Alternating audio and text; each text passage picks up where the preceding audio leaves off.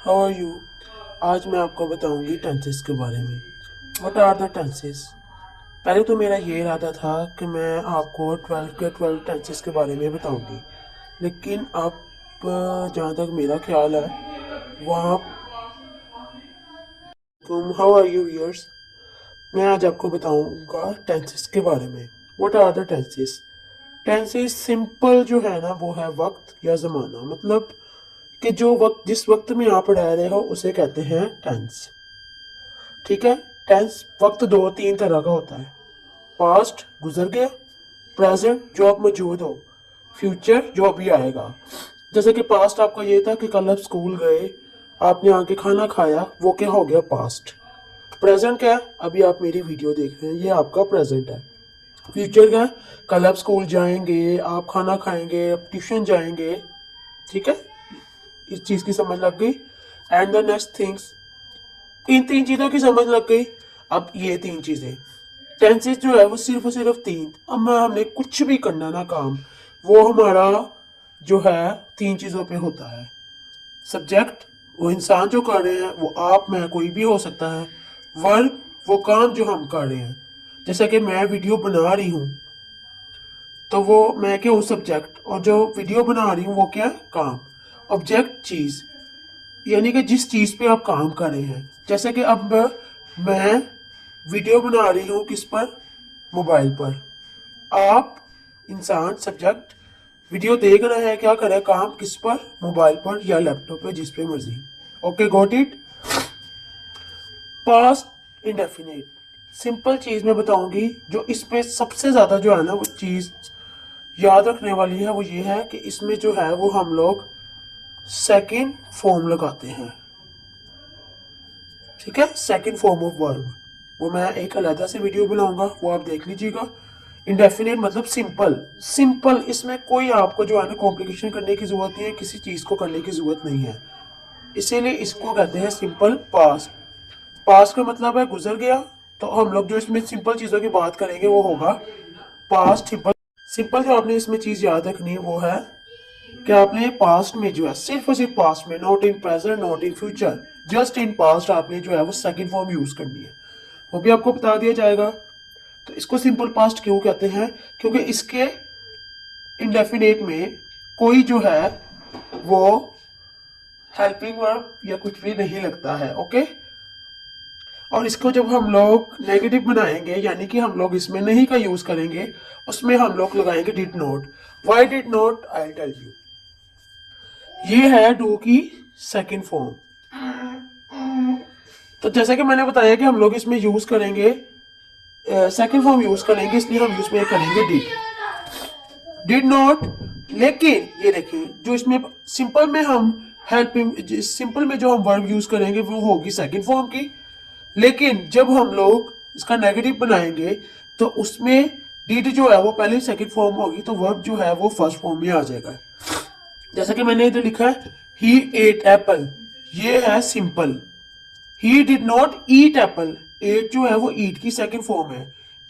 Do did की second form है, sorry did do की सेकंड फॉर्म है। सिंपल में जो है वो हम सेकंड फॉर्म यूज करेंगे क्योंकि इसमें कोई हेल्पिंग वर्ब यूज नहीं होता। लेकिन थर्ड में ये नेगेटिव जब हम लोग सेंटेंस बनाएंगे तो उसमें जो है ना हम डिड नॉट यूज करेंगे, तो डिड जो है वो ऑलरेडी डू की सेकंड फॉर्म है, तो जो ये सेकंड फॉर्म होगी हम इसको फर्स्ट फॉर्म में कन्वर्ट कर देंगे। जैसा कि मैं एक और मिसाल देती हूँ, उसने होमवर्क किया, ही डिड हिज होमवर्क। ये तो आप कर सकते हो, इसके नेगेटिव में आपको थोड़ा प्रॉब्लम आएगा। वो स्कूल चला गया, ही वो स्कूल चला गया, he go gone to school, sorry gone no went. हमसे बहुत दफा ये गलती हो जाती है कि गो की हम सेकंड फॉर्म गोन कर लेते हैं, लेकिन गो की जो सेकंड फॉर्म है वो है went. He went to school, go किसकी सेकंड फॉर्म है, वेंट किसकी सेकंड फॉर्म है? गो की। तो जब इसका नेगेटिव बनाएंगे तो हम करेंगे he go, he did not go to school. हम लोग जो है वो डिड नॉट को जब हम यूज करेंगे वो ऑलरेडी सेकंड फॉर्म है, तो हम गो को किस में कर देंगे? फर्स्ट फॉर्म में। हम ये नहीं करेंगे कि he did not went to school. क्यों? क्योंकि ये भी सेकंड फॉर्म है और वो भी सेकंड फॉर्म बन जाएगा। ठीक है। अब जैसे कि सिंपल में ये है ई एट एप्पल, और ईट जो है वो एट जो है वो ईट की सेकंड फॉर्म है, तो नेगेटिव में बन जाएगा ही डिड नॉट ईट एप्पल। जब हम इसका इंटेरोगेटिव बनाएंगे तो जो वो होता है हेल्पिंग वर्ब, यानी कि डिड, डज, विल जो भी है वो सब्जेक्ट से पहले आ जाएगा और एंड पे क्वेश्चन मार्क आ जाएगा। मैं एक दफ़ा फिर सारी बता दूं कि सिंपल पास्ट में जो इसका सिंपल है, इसमें अफर्मेटिव है, उसमें आपका कोई जो है वो हेल्पिंग वर्ब यूज नहीं होगा, इसीलिए इसे सिंपल पास्ट कहते हैं। नेगेटिव में इसके जो है यानी कि नफी वाला जुमला, उसमें हम लोग हेल्पिंग वर्ब यूज करेंगे डिड नॉट। ओके। इंटेरोगेटिव में जो हेल्पिंग वर्ब है वो उससे पहले आ जाएगा, सब्जेक्ट से पहले आ जाएगा, फिर वर्ब और साथ ऑब्जेक्ट और एंड पे क्वेश्चन मार्क। ओके।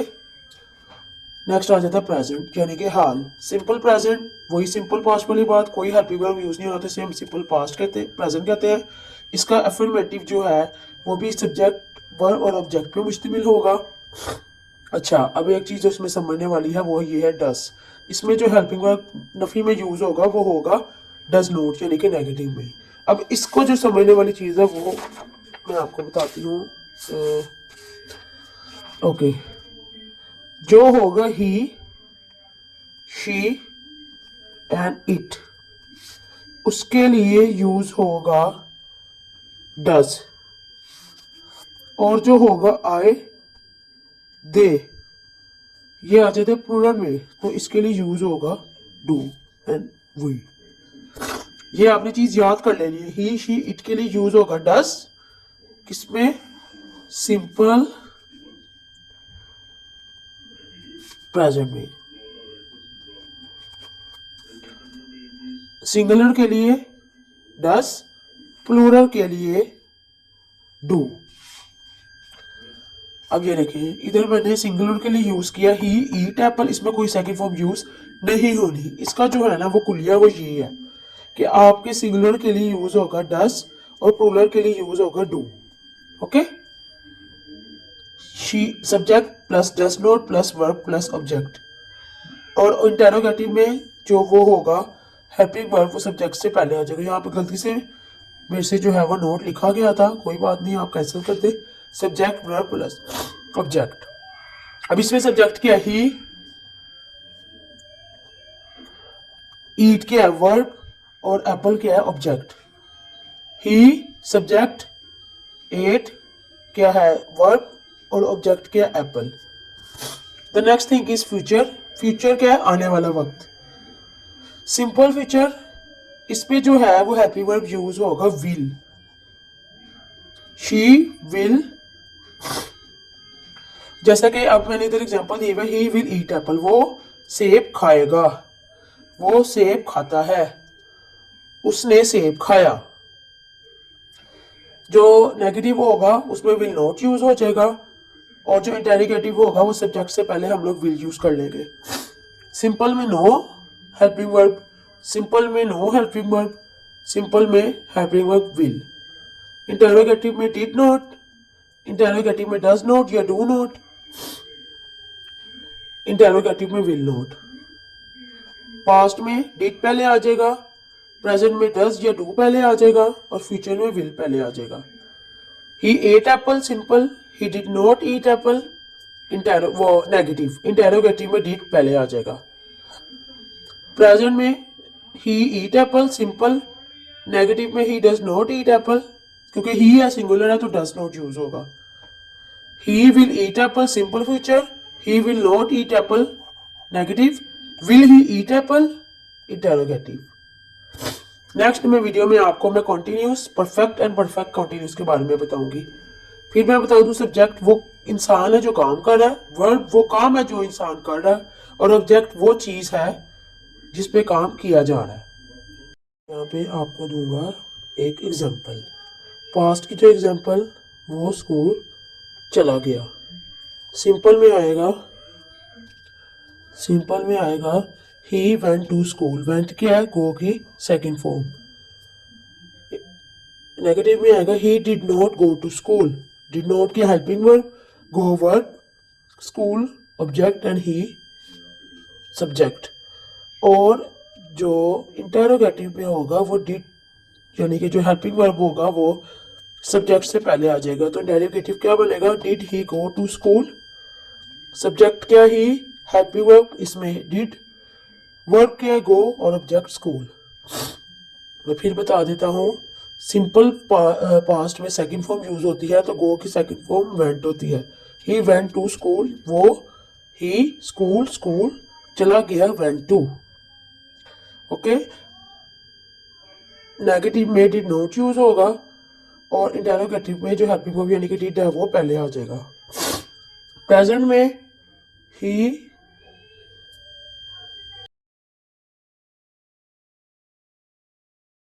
में जैसे कि मैंने लिखा ही गो टू स्कूल, लेकिन यहाँ पे एक गलती है। वो क्या गलती है कि मैंने जैसा कि बताया था कि ही से ही जो है वो सिंगुलर में आता, तो यहाँ पे आएगा ही गोज़ टू स्कूल। मैंने जान के जो है वहाँ पे ईएस नहीं लगाया ताकि आपको याद रहे कि ही गोज़ टू स्कूल आएगा। क्यों, ही क्या सिंगुलर है, इसमें हेल्पिंग वर्ब डस यूज़ होता है, तो हम नेगेटिव बनेगा वो स्कूल नहीं चला गया है, he does not go to school. और जो है इंटेरोगेटिव में होगा क्या वो स्कूल चला गया है, तो वो बन जाएगा does he go to school. अब ये देखें, इधर हमने गोस क्यों नहीं लिखा, इधर गोस क्यों नहीं लिखा, क्यों, डस के साथ ईएस लगा हुआ है। और जो है यहाँ पे भी डस लगा हुआ है, ये देखिए डू के साथ ईएस का इजाफा हुआ है, तो यहाँ पे ईएस का इजाफा नहीं होगा। प्लूरल में चले जाए, वो स्कूल चले गए हैं, प्लूरल में दे यूज़ होता है। दे गो टू स्कूल, दे क्या है सब्जेक्ट, गो क्या है वर्ब, टू स्कूल क्या है object. They do not go to school, do not यानी इसमें डू जो है दे है, प्लूरल है, तो डू क्या होगा, ज़्यादा के लिए यूज़ होता है, तो प्लूरल में आता है डू। सिंगुलर में आएगा डस, प्लूरल में आएगा डू। जब यहाँ पे डस यूज़ होगा तो इसके साथ जो भी ईएस का इजाफा होगा वो ख़त्म हो जाएगा, क्योंकि दो ईएस हम लोग नहीं लगा सकते। जैसे यहाँ पे सेकंड फॉर्म है, तो डू जो है डिड जो है डू की सेकंड फॉर्म है, तो हम यहाँ पे फर्स्ट फॉर्म यूज़ करेंगे, सेकंड फॉर्म यूज़ नहीं करेंगे। एक ही सेंटेंस में हम दो जगह सेकंड फॉर्म यूज़ नहीं कर सकते। इसी तरह they do not go to school, क्या वो स्कूल नहीं गए हैं। Do they go to school, do पहले आ गए सब्जेक्ट से, क्या वो स्कूल चले गए हैं। फ्यूचर में क्या बनेगा ये सेंटेंस, वो स्कूल चला जाएगा। फ्यूचर में क्या यूज़ होता है, he will go to school. Will क्या यूज़ होगा, helping verb, he will go to school. Future इस वजह से आसान लगता है क्योंकि फ्यूचर में कोई first form second form helping verb change नहीं होता। He will not go to school, और सिंपल जो है वो इंटेरोगेटिव बनेगा, will he go to school. Subject क्या है ही, विल क्या है हेल्पिंग वर्ब, इसको कहते हैं हेल्पिंग वर्ब, और वर्ब क्या है गो, ऑब्जेक्ट क्या है स्कूल। हेल्पिंग वर्ब मतलब जो वर्ब को इंडिकेट करने में, वर्ड को समझने में आसानी दे, उसे हम कहते हैं हेल्पिंग वर्ब। सो गाइस, ये हमारा जो है वो इंडेफिनिट सेंटेंस का कंप्लीट हो गया। नेक्स्ट जो है वो वीडियो में आपको कंटिन्यू सिखाया जाएगा। अल्लाह हाफिज़।